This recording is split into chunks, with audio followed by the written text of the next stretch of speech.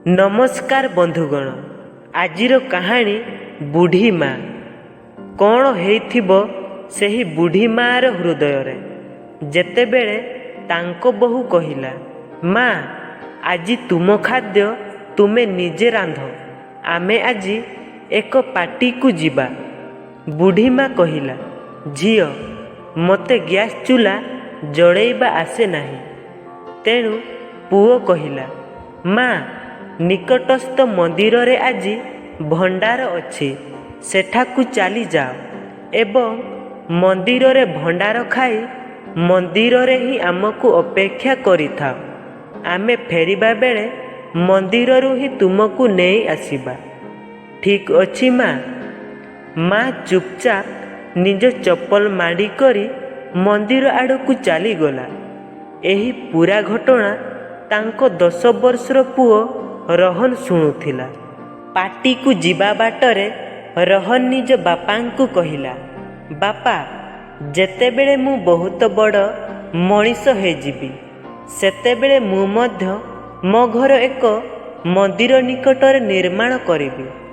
रोहनक माँ रोहन को पचारिला, काहेकि पुओ?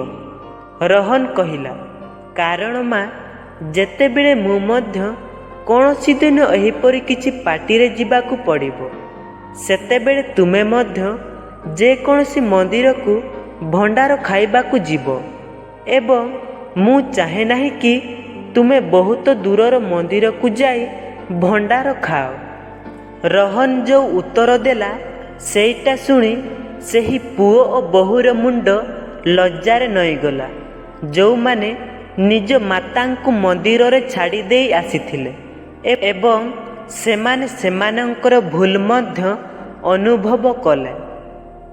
कहानीर शिक्षा। तेणु बंधुगण, पत्थर से पर्यंत सुरक्षित थाए जे पर्यंत पर्वत सहित संयुक्त होइथाए। पत्र से पर्यंत सुरक्षित थाए जे पर्यंत गच सहित लागी रही थाए। मनीष से पर्यंत सुरक्षित थाए जे पर्यंत परिवार सहित जड़ित थाए। कारण परिवार ठारू अलगा होई आजादी तो मिली जाए, किंतु मूल्यवान संसारटी चली जाए। बंधुगण, कहानी भल लागिथिले लाइक एवं चैनल को सब्सक्राइब निहाती करंतु। धन्यवाद।